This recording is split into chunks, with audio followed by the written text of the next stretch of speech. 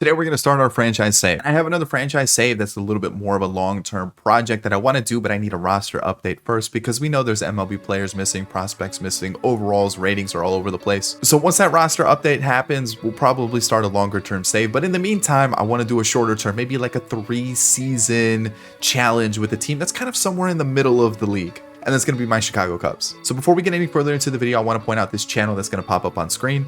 I'll also leave a link to it in the pinned comment down below. That's where I'm going to upload this series. So every video about this series will be uploaded to that channel. And that way, those of you who are really down for a franchise series and looking for it, that's where it'll be. You don't have to like scroll through a bunch of the rebuilds that are on this channel trying to find that franchise series. It'll always be there. So that channel over there, all franchise content. So since we got that out of the way, make sure you go check out that channel. But with this series, I felt like the Cubs were a good team that were somewhere in the middle of the pack. They had an okay offseason, some questionable moves, but they have some players that we can build around. But at the same time, they're still pretty far off being like a real true contender. And I feel like that's why it's a good team to pick. So with this team, obviously, you know, the National League is pretty competitive. Just baseball in general is a pretty competitive sport. And of course, the division that they're in with the Cardinals and the Brewers is going to be a challenge. Obviously, with the Brewers, you have the likes of Corbin Burns, Woodruff, Peralta. Their pitching is really, really strong. Devin Williams is one of the best closers in all of baseball. Their acquisition of William Contreras is a really solid pickup. I thought that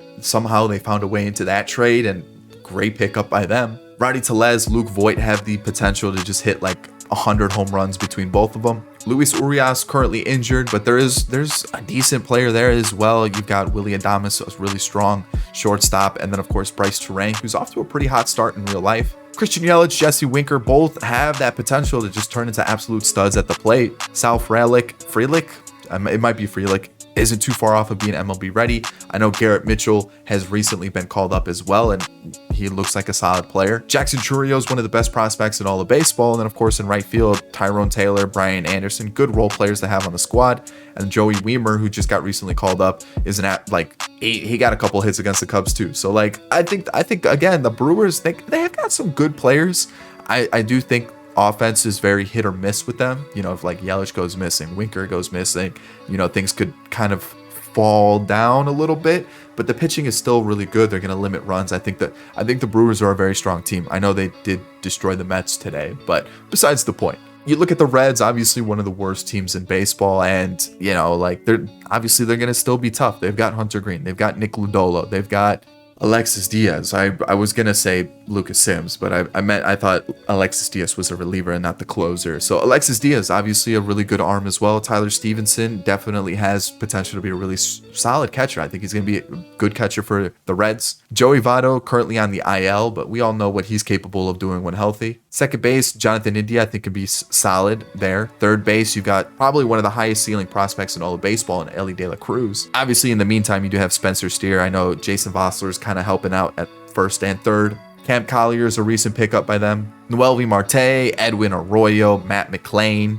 And then you look at like one of the better outfield prospects in Jay Allen and Austin Hendrick. I think this team, yeah, they've got a promising future, but in the meantime, they're probably one of the worst teams in the division. The Pirates kind of right behind them as well, or might be slightly in front of them, depending on how things really play out. What's going to happen with Brian Reynolds? Is David Bednar going to be with the team throughout the entire season? He could be a pretty hot topic come the trade deadline. Andrew McCutchen's back where it all started. I think this is a good little story towards the end of his career. Depends on what he could do, but he's a solid bat still. O'Neal Cruz, another one of those high ceiling players, but is he going to be able to really hit that high ceiling? He does a lot of electric stuff, but I don't know if he's truly going to be an elite player. And I'm not trying to hate here. I just think that like the ceiling's high, but also like the floor could be a little bit low on him. It's a real toss up on what's going to happen. Ke'Bryan Hayes, I think the big thing with him is just like keep him healthy. You keep him healthy, you've got a good third baseman there. Roansy Contreras has a little bit of hype around him as well. You've got Henry Davis and D. Rodriguez, also really good prospects. Tamar Johnson, recent draft pick. You've got Nick Gonzalez as well. And then, of course, there's others sprinkled within this organization. So another team with a good future ahead of them. They just got to learn how to develop talent and really put together an MLB squad. And then we finally talk about the Cardinals, who are probably the best in the division. I think that what hinders them is their pitching. I don't think it's as good as the Brewers, but their offense is definitely better than the Brewers. You know, Goldschmidt, Arenado, Tommy Edman, Wilson Contreras, O'Neal. You've got Nootbaar, Dylan Carlson, Gorman, Donovan. Like the team as a whole, Jordan Walker, they they're good. And like I said, I think when you look at the pitching, you know, Jordan Montgomery had a really strong end of the season last year. Miles Michaelis, I don't know what he's going to do. Jack Flaherty has been injured. Again, what's going to happen with him? Is he going to get back to good Jack Flaherty, or is he just going to be okay? Adam Wainwright's getting older. Steven Matz, yikes. And then you look at the rest of the rotation, and there's some question marks. There's some good young players, but you don't really know what to expect. Bullpen, kind of the same thing. There's some good players there as well. Like, I'm not hating on it. I just think that pitching is the one thing that might hold the Cardinals back for sure. But of course, they do have the offense to compete with any team in baseball. One of the better catchers, one of the best first basemen. Brendan Donovan's solid. Nolan Gorman's very good. Like, really good prospect. Arenado, one of the best third basemen in baseball. Tommy Edman can kind of play wherever he really wants. You've got Mason Wynn, who... dude looks like he's going to be insane. Outfield, Jordan Walker looks like he's going to be insane. Dylan Carlson, Tyler O'Neill, Newt Barr. I mean, the team's good. So the division's going to be tough, except for the Pirates and the Reds. But, you know, we're probably projected to be third. But to get past the Brewers and the Cardinals, we've got to put together a good team. And then you think about what the rest of the NL has to offer with the Mets, the Phillies, the Braves, the Padres, the Dodgers. That's a pretty competitive side of baseball. And with the new schedule, we're going to be playing some of this AL teams as well pretty often, and I mean, there's some good teams over there too. And with the squad that the Cubs currently have, I don't think we can really compete with the rest of MLB or even really one of those wild card spots come season 1, season 2. So I think this was a good save to start where we can do 3-4 seasons. Because when you look at the Cubs, you know, Marcus Stroman could become a free agent. And I think in real life, he has an opt-out at the end of this year. But in the game, we clearly have the 2024 season with him as well. Jamison Tyone, Drew Smyly, Justin Steele, Hayden Wesneski, who I think should have higher potential. I think this guy's going to be absolutely filthy. Kyle Hendricks is currently injured, Adrian Sampson. But when you look at the rest of it, there's some prospects. I think Assad, you look at Jordan Wicks, but again, there's a lot of question marks there. Bullpen, very hit or miss as well. Who knows what's going to happen? I think the surefire player that like is going to do well is Keegan Thompson. Closers, kind of the same thing, kind of falls within the rest of the bullpen. Who knows what's going to happen? And it sucks because I was looking at this bullpen and rotation for the Cubs, and I thought this was going to be the stronger part of the team, but based off of what the last few games have been, I don't even know what to expect. And then you look at the offense, where 3 catchers, Barnhart, Torrens, and Gomes, all of them like, nah. And then they keep talking about Miguel Amaya. He's always injured. You know, he's going to come back. He's going to be that guy. I don't see it. I don't think Miguel Amaya is that guy. We need a catcher for the future. Eric Hosmer was, oh man, the saga just dragged on for 5 years, and he's finally a Cub now. Trey Mancini, I'm okay with that sign. You keep Trey Mancini to hit lefties, and then you bring up Matt Mervis to play first base. That's what I'm going to do. These two, no. You got Matt Mervis. You had one of the best hitters in AAA last year. Use him. He's also 24. You got to give him the shot at this point. Second base, Nico Horner recently had a contract extension. I think him at second base, definitely a guy you want to build around. Nick Madrigal, oh boy. David Bodie, I think his time with the Cubs is running pretty thin. Is one of those guys where like he can be one of the hottest hitters in baseball, but then like 80% of the time he's not.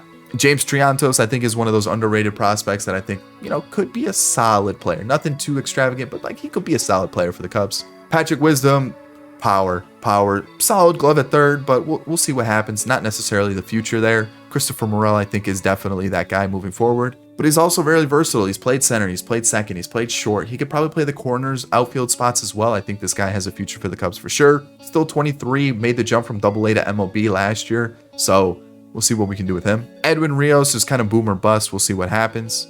At shortstop, recently signed Dansby Swanson. I think that's the guy you want at short. Ed Howard, boy, man, it sucks because like it was a cool story, guy from Chicago getting drafted by the Cubs, but realistically the bat was never there. He was always a glove first guy, and with the injuries and the lack of production at the offensive side of things with the games he's had, it's not looking good. Left field, Ian Happ's contract ends at the end of the year, so what are we going to do there? And then there's definitely, I don't know what's going to happen with Nwagu, holy cow, Jordan Nwagu or Yohendrick Pinango. Cody Bellinger is another one of those boomer bust guys. We really don't know what we're going to get. Probably a bust, but there's a chance. And then, of course, Brendan Davis is coming off of back surgery, so we really need him to put something together because I'm excited to see what he can do. I don't think he's going to be a center fielder. I think he's going to be more of a corner guy, but we'll see. But this is the one I'm excited about. Pete Crow Armstrong, one of the best prospects in all of baseball. The dude has some of the highest grades defensively, and he's shown offensively he's got the tools there too. Kevin Alcantara, Christian Franklin, and then on top of that, Alexander Canario, Owen Casey. There's some really good prospect depth for the outfield in this Cubs organization. Nelson Velasquez, for some reason, was sent down to AAA, even though the Cubs don't have a right fielder currently in their MLB squad. And then Seiya Suzuki is currently injured, but there's a player there. I just need him to stay healthy. So looking at the team in the future, you could see like we have some decent players. And moving forward, you know, Brennan Davis, PCA, we've got Seiya. Depending on if we keep Happ, he'll also be in the mix as well. First base, we're looking at Mervis. We're looking at potentially Trey Mancini. Horner and Swanson are locking down that middle infield. Third base with Morel. And then the pitching, of course, we need some prospects to develop, but there's definitely some pitching there. And really, the question mark at catcher. I think I look at this team, and my biggest question mark right now is, who is that catcher for the future? What's the situation with first base? Where's the DH? And I think pitching could use a little bit of help too. So there's definitely some room to grow. There's definitely a lot of uncertainties. And I feel like that's why the Cubs, we've got a good little project on our hands. And I mean, as we continue to move forward, like there's still a lot of these younger guys that can fill these spots. So again, I'm excited. I want to see what we can do with this squad. On top of that, the Cubs do have a decent budget, but I do want to keep this somewhat realistic. I'm not going to go in free agency and go absolutely crazy.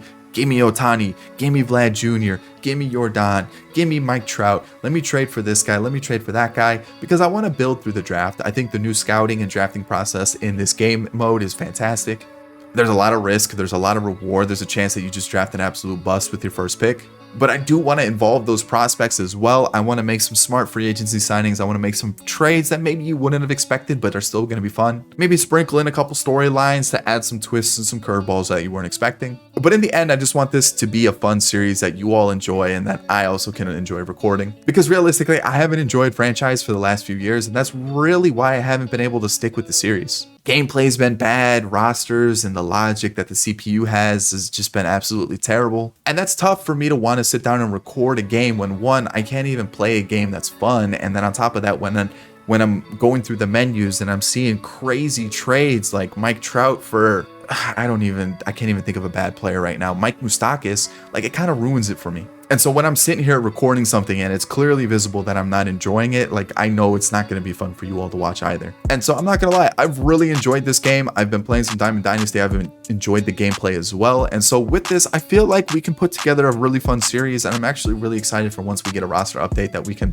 get to that new series as well. For this one, we're going to start with the Cubs, and I hope you're looking forward to it. So of course, if you are, hit the like button down below. If you're new here, consider hitting subscribe, and of course, check out that second channel because that's where the series is going to go. And that's really about it. I feel like you guys understand what the whole process is. I'm coming in here, I'm trying to make this somewhat realistic. There will be some trades that are a little out of the ordinary or may not make the most sense. But for me, it may just be a player that I want on the team. But again, you got to realize I got to have some fun with this. I can't just make this only for you. And of course, I want this, I just really want this franchise to be fun. I want this to be an enjoyable process. I'm really excited to start this one. I've got some ideas that'll make it a lot of fun. So of course, if you have some questions, if you guys have some comments, drop them down below. If you enjoy it, you're looking forward to it, hit that like button.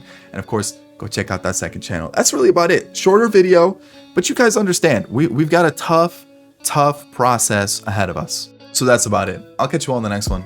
Peace.